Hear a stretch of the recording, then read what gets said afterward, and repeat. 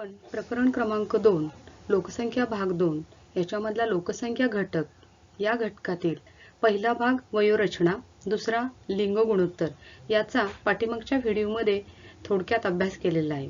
आज आपण त्याच्या पुढील असणारे जे 3 घटक आहेत साक्षरता व शिक्षण, व्यावसायिक संरचना आणि लोकसंख्या ग्रामीण व नागरी संरचना तर याचा आपण थोडक्यात अभ्यास करणार आहोत। जो पहिला घटक आहे तो लोकसंख्या साक्षरता प्रमाण याचं स्पष्टीकरण। तर लोकसंख्या साक्षरता प्रमाणामध्ये जागतिक पातळीवरती आपण साक्षरतेचं प्रमाण पाहिलं तर कोणत्याही एका खंडामध्ये साक्षरतेचं प्रमाण सारखं असलेलं आढळत नाही, त्याच्यामध्ये फरक असलेला आढळतो। काही खंडामध्ये साक्षरता जास्त आढळते, काही खंडामध्ये ती कमी आढळते, तर काही खंडामध्ये निरक्षर लोकांची संख्या जास्त तर काही खंडामध्ये साक्षर लोकांची संख्या जास्त। म्हणजे एका खंडात साक्षरता प्रमाणामध्ये आपल्याला सुद्धा बदल आढळतो। उदाहरणार्थ आशियामधील अनेक देश आहेत की यामध्ये साक्षरता खूप कमी आहे तर काही देशांमध्ये खूप जास्त असलेली आढळते। साक्षरता जास्त असणारे जागतिक पातळीवरील खंड पाहता युरोप, उत्तर अमेरिका, पूर्व व आग्नेय आशियामध्ये सर्वाधिक जास्त साक्षरता असलेली आढळते। तर जागतिक पातळीवरती साक्षरता कमी असणाऱ्या खंडांच्या मध्ये उत्तर आफ्रिका, पश्चिम आशिया, दक्षिण आशिया, सहारा वाळवंटाच्या दक्षिणेकडील जे आफ्रिकन देश आहेत तर या देशामध्ये आपल्याला साक्षरता खूप कमी असलेली आढळते। तर जगातील असे काही देश आहेत की या देशामध्ये 100% खंड किंवा काही 100% प्रदेश हा साक्षर असलेला आढळतो। त्यामध्ये मध्य आशिया, युरोप आणि उत्तर अमेरिका हे 100% साक्षर म्हणून ओळखले जातात। बहुतेक खंडात साक्षरतेच्या प्रमाणाबाबत स्त्रियांची साक्षरता ही पुरुषांच्या साक्षरतेच्या प्रमाणापेक्षा कमी असलेली आपल्याला आढळते। आता ही जी साक्षरता आहे, साक्षरता आणि शिक्षण याबाबत लोकसंख्येचे साक्षरतेचे प्रमाण हे देशाच्या आर्थिक व सामाजिक विकासाचे द्योतक असते। या प्रमाणाचा थेट संबंध लोकांचे राहणीमान, स्त्रियांचा समाजातील दर्जा, उपलब्ध शैक्षणिक सुविधा व शासनाच्या धोरणाशी असलेला आपल्याला आढळतो। उदाहरणार्थ ज्या देशामध्ये साक्षरतेचे प्रमाण जास्त आढळते तेथे राहणीमानाचा दर्जा हा उच्च असलेला आढळतो, तेथील स्त्रियांना समाजामध्ये दर्जा असलेला आढळतो, तेथील स्त्रिया ह्या नोकरी व्यवसाय करताना आढळतात आणि त्या भागामध्ये शैक्षणिक सुविधा जास्तीत जास्त उपलब्ध झालेल्या आढळतात आणि शासनाच्या धोरणात सुद्धा बदल झालेला आढळतो। साक्षरता ही त्या देशाचे, त्या प्रदेशाच्या आर्थिक विकासाचे कारण असलेलं आढळतं, कारण साक्षरता वाढली की त्या प्रदेशात असणारा आर्थिक विकास वाढलेला आपल्याला आढळतो। साक्षरता आणि आर्थिक विकास हे दोन्हीही आपल्याला म्हणजे घटक आहेत, तर या दोन्ही घटकांचा परिणाम झालेला आढळतो। तर प्रत्येक देशानुसार साक्षरतेची ही जी व्याख्या आहे ही व्याख्या बदलते। भारतामध्ये ही व्याख्या सांगत असताना 7 वर्षाच्या वरील जी व्यक्ती आहेत ही व्यक्ती साक्षरतेच्या गणनेसाठी विचारात घेतली जाते की ज्या व्यक्तीस लिहिता, वाचता आणि गणिती क्रिया समजून घेता येतात आणि करता येतात ती व्यक्ती साक्षर व्यक्ती मानलं जातं। इथं आपल्याला एक साक्षर गट आणि निरक्षर गट असे 2 गट दिलेले आहेत आणि या 2 गटावरून त्या देशाचा असणारा जो आर्थिक विकासाचा आणि सामाजिक विकासाचा जो स्तर आहे हा स्तर दर्शवला जातो। त्याचबरोबर आपल्या टेक्स्टबुक मध्ये आपल्याला या साक्षरतेच्या बाबत एक आलेख दिलेला आहे आणि या आलेखानुसार त्या आलेखामध्ये काय दाखवलंय तर लिंग व प्रौढ साक्षरतेचे प्रमाण प्रदेशानुसार सन 2016च्या आकडेवारीनुसार दिलेलं आहे साक्षरतेचं प्रमाण। यामध्ये आपल्याला स्त्री साक्षरता, पुरुष साक्षरता आणि एकूण त्या प्रदेशातील असणारी साक्षरता किती टक्के आहे हा या आलेखावरून दर्शवलेला आढळतं। या आलेखाच्या खाली एक 4 प्रश्न दिलेले आहेत आपल्याला, त्या 4 प्रश्नांच्या उत्तरे आपण इथं त्याची पाहणार आहोत।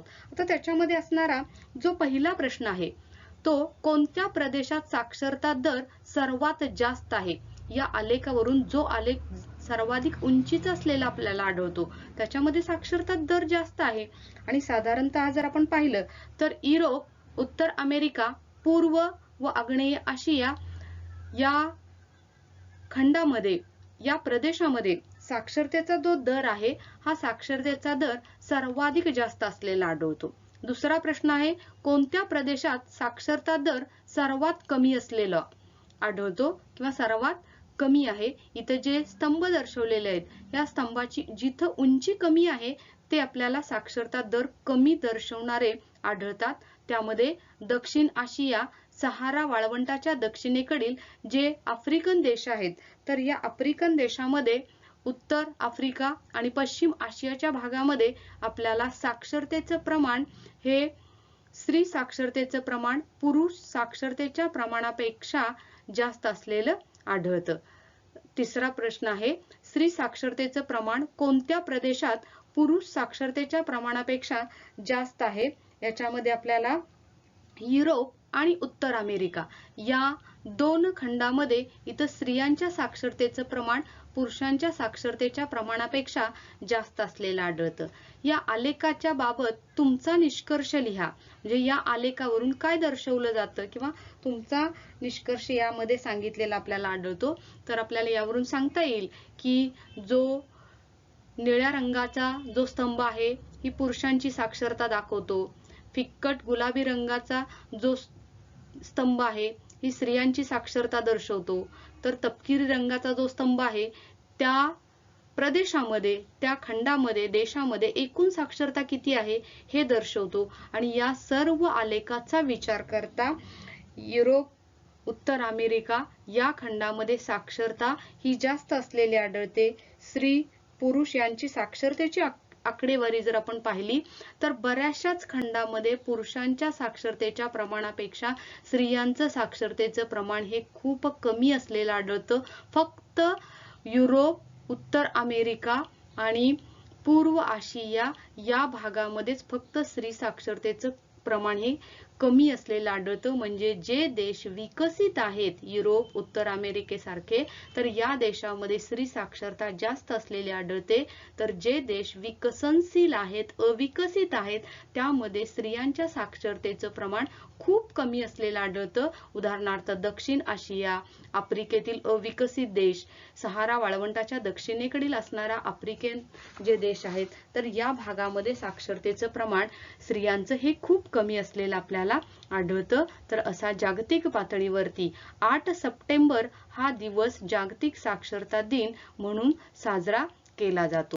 यामध्ये त्यानंतर पुढचा जो पॉइंट आहे आपला तो आहे व्यावसायिक संरचना. व्यावसायिक संरचना म्हणजे काय, तर आपल्याकडे जे दोन गट असतात, एक कार्यशील व्यक्तीचा गट आणि एक अकार्यशील व्यक्तीचा गट.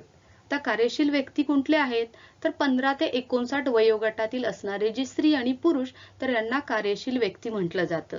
या कार्यशील व्यक्ती वेगवेगळ्या श्रेणीच्या व्यवसायामध्ये गुंतलेले आढळतात. त्यामध्ये प्राथमिक श्रेणीचे व्यवसाय, द्वितीय श्रेणीचे, तृतीय श्रेणीचे आणि चतुर्थ श्रेणीच्या, तर या व्यवसायामध्ये हे कार्यरत असलेले आढळतात. कार्यशील लोकांची संख्या त्यांची आकडेवारीवरून त्या देशाच्या आर्थिक विकासाचा जो स्तर आहे हा आर्थिक विकासाचा स्तर आपल्याला ठरवता येतो. शिवाय विकसित राष्ट्रामध्ये जे विकसित आहेत, उत्तर अमेरिका, युरोप या देशामध्ये उपलब्ध असणाऱ्या ज्या सुविधा आहेत, पायाभूत सुविधा किंवा उद्योगधंदे, व्यवसाय हे जेव्हा त्या ठिकाणी उपलब्ध आढळतात तेव्हा त्या प्रदेशातील लोक हे द्वितीय, तृतीय, चतुर्थ आर्थिक व्यवसायामध्ये गुंतलेले आपल्याला आढळतात. तर ज्या देशामध्ये आर्थिक व्यवस्था ही कृषी प्रधान आहे किंवा जे देश हे कृषी प्रधान देश आहेत, शेती ही मोठ्या प्रकारे त्या ठिकाणी केलेली आढळते, त्या देशातील लोकसंख्या ही प्राथमिक श्रेणीच्या व्यवसायामध्ये गुंतलेली आपल्याला जास्त आढळते. म्हणजे यावरून आपल्याला कार्यशील ज्या व्यक्ती आहेत, या कार्यशील व्यक्ती ह्या ज्या ठिकाणी जास्त असतील, ज्या प्रदेशामध्ये जास्त असतील, त्या देशाचा आर्थिक विकासाचा स्तर हा जास्त असलेला आढळतो. शिवाय ह्या कार्यशील व्यक्ती ह्या द्वितीय, तृतीय आणि चतुर्थ श्रेणीच्या व्यवसायात जर गुंतलेल्या असतील तर सुद्धा ते विकसित राष्ट्र म्हणून ओळखलं जातं. आणि जर त्या कार्यशील व्यक्ती प्राथमिक श्रेणीच्या व्यवसायात गुंतलेल्या असतील तर त्या ठिकाणी त्या प्रदेशामध्ये, त्या देशामध्ये आपल्याला त्याची अर्थव्यवस्था ही कृषी प्रधान किंवा शेतीवरती आधारित अर्थव्यवस्था म्हणून ओळखली जाते. तर आपल्याला ही व्यावसायिक जी संरचना आहे, तर या व्यावसायिक संरचनेमध्ये सांगितलंय कार्यशील लोकसंख्या म्हणजे 15 ते 59 या वयोगटातील लोक. हे वयोगटातील प्राथमिक, द्वितीय, तृतीय, चतुर्थ यासारख्या विविध व्यवसायामध्ये गुंतलेले आढळतात. आणि या 4 व्यवसायामध्ये कार्यशील गटातील टक्केवारीची जी लोकसंख्या आहे, तर या लोकसंख्येवरून त्या देशाच्या आर्थिक विकासाचा स्तर आपल्याला ठरवता येतो. या व्यवसायामध्ये गुंतलेल्या लोकसंख्येचे जे प्रमाण आहे, हे त्या देशाच्या आर्थिक विकासाचा मापदंड असतो. याचं कारण म्हणजे विकसित राष्ट्रामध्ये औद्योगिक आणि पायाभूत सुविधा प्रामुख्याने उपलब्ध असल्यामुळं त्या देशातील कार्यशील लोकसंख्या ही द्वितीय, तृतीय किंवा चतुर्थ व्यवसायामध्ये जास्त आढळते. आणि या उलट जर पाहिलं तर ज्या देशाची अर्थव्यवस्था अजूनही कृषी प्रधान आहे, अजूनही शेतीवरती अवलंबून आहे, तेथील कार्यशील लोकसंख्या प्रामुख्याने प्राथमिक व्यवसायामध्ये गुंतलेले आपल्याला आढळतात. तर अशा प्रकारे आपल्याला या व्यावसायिक संरचनेमध्ये गुंतलेल्या लोकांची जी संख्या आहे, ही संख्या आपल्याला या बाजूचं जे टेबल आहे, या टेबलमध्ये भारतातील व्यावसायिक संरचना 1901 ते 2011 या वर्षामध्ये कशा प्रकारची होती ते आपल्याला सूचित केलेलं आहे. यामध्ये आपल्याला इथं अ जो भाग आहे तो प्राथमिक सेवा क्षेत्र दिलेला आहे. या प्राथमिक सेवा क्षेत्रामध्ये कोणते येतात, तर शेतकरी, शेतमजूर, पशुधन, वनसंकलन आणि मासेमारी व खाणकाम. तर या 4 व्यवसायांचा समावेश हा प्राथमिक सेवा क्षेत्रामध्ये होताना आढळतो. त्यानंतर दुसरा आहे ते आ आहे द्वितीयक सेवा क्षेत्र. या द्वितीयक सेवा क्षेत्रामध्ये उद्योगधंदे आणि बांधकाम या व्यवसायांचा समावेश होताना आढळतो. तिसरं ई इथे दिलेलं आहे तृतीयक सेवा क्षेत्र. या तृतीयक सेवा क्षेत्रामध्ये व्यापार आणि वाणिज्य, वाहतूक, साठवण आणि दळणवळण आणि इतर ज्या सेवा आहेत, तर या इतर सेवांचा समावेश होताना आढळतो. तर या प्राथमिक, द्वितीय आणि तृतीयक या सेवा क्षेत्रामध्ये 1901, 1951, 61, 71, 81, 91, 2001 आणि 2011 या साली असणारी लोकसंख्येची जी टक्केवारी आहे, ही लोकसंख्येची टक्केवारी आपल्याला यामध्ये दिलेली आहे. या प्राथमिक सेवा क्षेत्रामध्ये येणारे जे 4 घटक आहेत, या 4 घटकामध्ये असणारी एकूण टक्केवारी किती आहे प्रत्येक वर्षामध्ये, ती यावरून आपल्याला सूचित केलेली आढळते. या टेबलच्या बाजूलाच काही आपल्याला प्रश्न विचारलेले आहेत आणि त्या प्रश्नांची आपण थोडक्यात चर्चा करणार आहोत. त्यामध्ये पहिला प्रश्न आहे की हा तक्ता काय दर्शवतो, तर हा तक्ता भारताची व्यावसायिक संरचना सन 1901 ते 2011 ची आकडेवारी किंवा टक्केवारी दर्शवतो. जो प्रश्न क्रमांक 2 आहे तो आहे सर्वात जास्त कार्यशील लोकसंख्या कोणत्या व्यवसायात गुंतलेली आहे आणि कोणत्या वर्षी. आता कार्यशील लोकसंख्या कोणत्या व्यवसायात, आपण सर्वसाधारणपणे दिलेले जे हे 3 व्यवसाय आहेत म्हणजे प्राथमिक, द्वितीय आणि तृतीय, तर याच व्यवसायांचा आपण या टेबलमध्ये विचार करणार आहोत. कारण हे दिलेले जे प्राथमिक मध्ये जे 4 उपघटक आहेत, तर त्यांची बेरीज करूनच आपल्याला प्राथमिक मध्ये, द्वितीयकच्या 2 घटकांची बेरीज करून इथं द्वितीयक मध्ये आणि तृतीयकच्या 3 घटकांची बेरीज करून इथे आपल्याला तृतीयक मध्ये दिलेले आहे. त्यामुळे प्राथमिक, द्वितीय आणि तृतीयक या 3 व्यवसायांच्या टोटल आकडेवारीचा आपण इथं विचार करणार आहोत. आणि त्यामध्ये जर पाहिलं तर सर्वात जास्त असणारी जी टक्केवारी आहे ती प्राथमिक सेवा क्षेत्रामध्ये आपल्याला 72.7 आहे आणि ती 1951 या वर्षी दर्शवलेली आहे. म्हणजे या दुसरा जो प्रश्न आहे, सर्वात जास्त कार्यशील लोकसंख्या ही आपल्याला प्राथमिक श्रेणीच्या व्यवसायात गुंतलेली आढळते आणि ती 2051 मध्ये 72.7% असलेली आढळते. तिसरा प्रश्न आहे कोणत्या व्यवसायात सर्वात कमी कार्यशील लोकसंख्या गुंतलेली आहे आणि ती कोणत्या वर्षी आहे हे.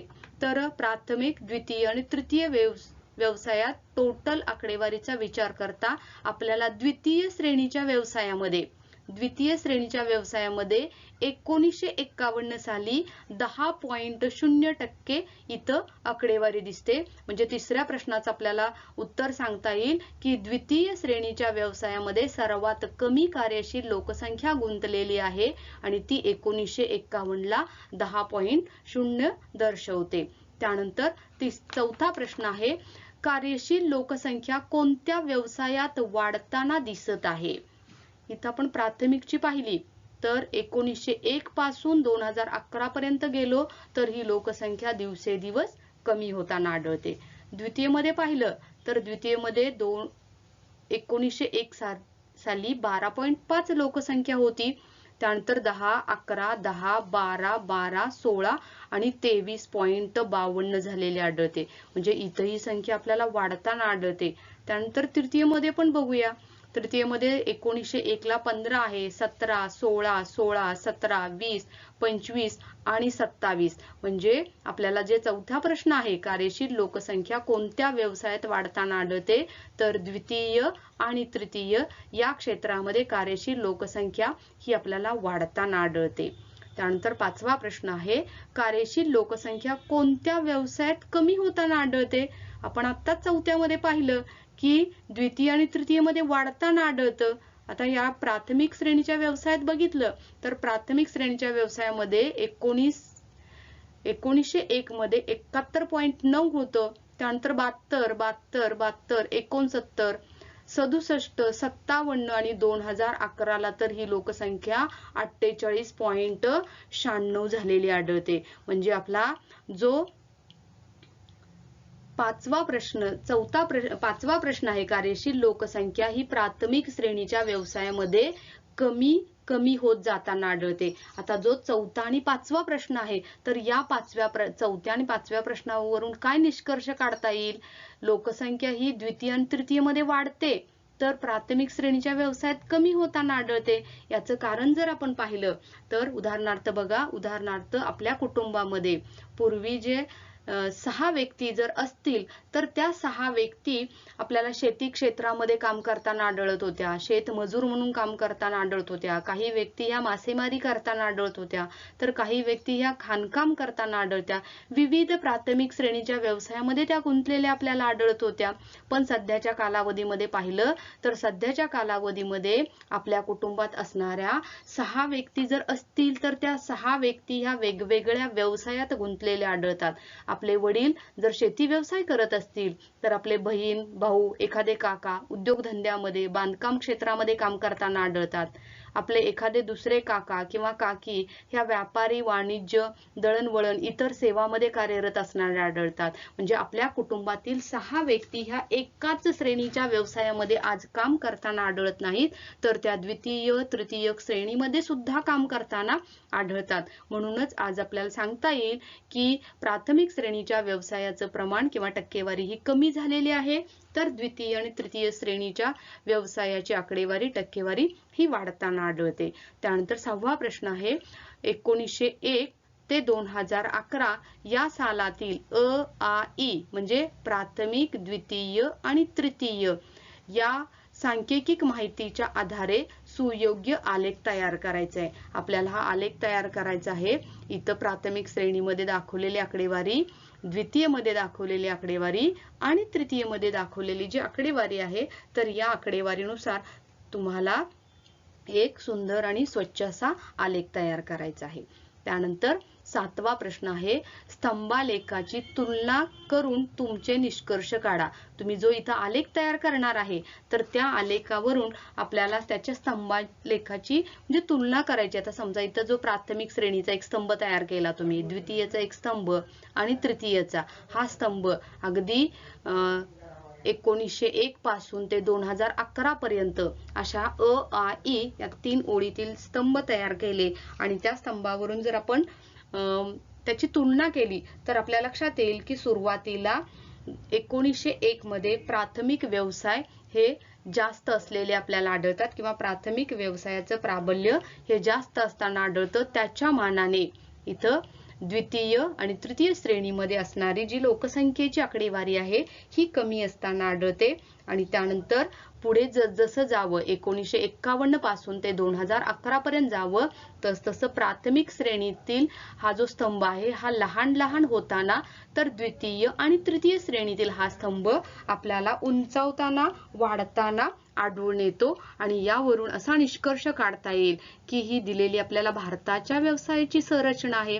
आपल्या भारतामध्ये प्राथमिक व्यवसायाची जे शेतकरी, मजूर, पशुधन, मासेमारी, खाणकाम या व्यवसायाची संख्या कमी तर द्वितीय आणि तृतीय व्यवसायात कार्यरत असणाऱ्या लोकांची संख्या वाढताना आढळते. म्हणजेच उद्योगधंदे वाढतात, व्यापार वाढतो, वाणिज्य वाढतं, वाहतूक दळणवळणाचा विकास होतो आणि जेव्हा द्वितीय तृतीय श्रेणीतील व्यवसाय वाढतात तेव्हा त्या प्रदेशाचा आर्थिक विकास हा चांगल्या प्रकारे झालेला आढळतो किंवा होताना आढळतो. साहजिकच भविष्य कालावधीमध्ये भारताचं जो आर्थिक स्तर आहे हा आर्थिक स्तर उंचावलेला दिसून येईल आणि 2020 साली बनणारा जो भारताचं जे स्वप्न आहे भारत हा महासत्ताक बनेल आणि त्या महासत्ताकाच्या दृष्टिकोनातून चाललेली जी ही वाटचाल आहे ती निश्चितच चांगल्या प्रकारची असेल हे यावरून आपल्याला सूचित करता येईल. तर अशा प्रकारे हा व्यावसायिक संरचना हा चौथा घटक असलेला आढळतो. त्यानंतर याच्यामधले जो पाचवा घटक आहे तो लोकसंख्या, ग्रामीण आणि नागरी रचना. आता ग्रामीण आणि नागरी इथं दोन चित्र आपल्याला दिलेले आहेत. एक आहे ग्रामीण आणि दुसरं आहे शहरी किंवा नागरी.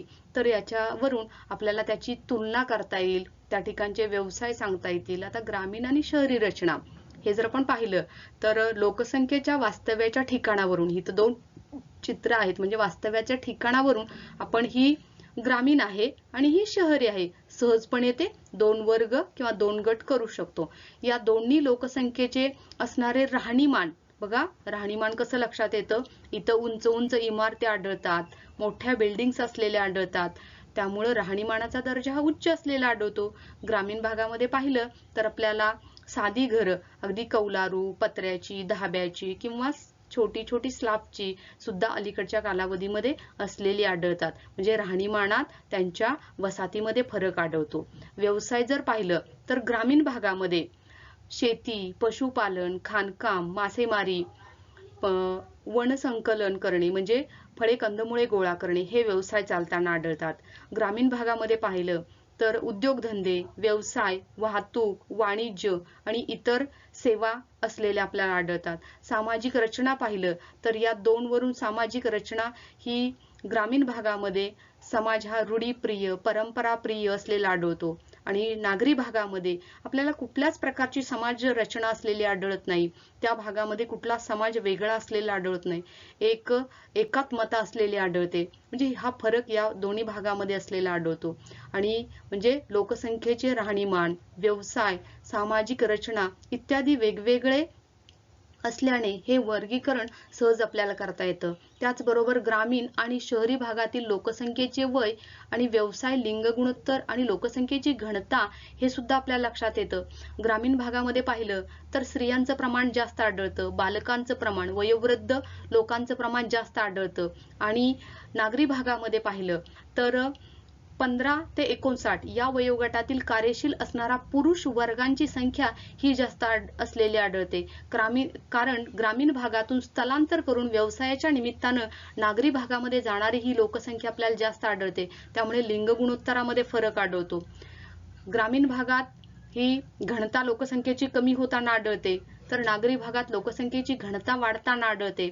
ग्रामीण भागातील विकासाचा स्तर हा कमी असलेला आढळतो तर शहरी भागाचा विकासाचा स्तर हा चांगला असलेला आढळतो. हा यातून आपल्याला या दोन भागामध्ये ही तफावत असलेली आढळते. ग्रामीण आणि नागरी लोकसंख्येतील हा फरक जाणून घेण्यासाठीचे आपल्याला मापदंड हे प्रत्येक देशामध्ये वेगवेगळे असलेले आढळतात.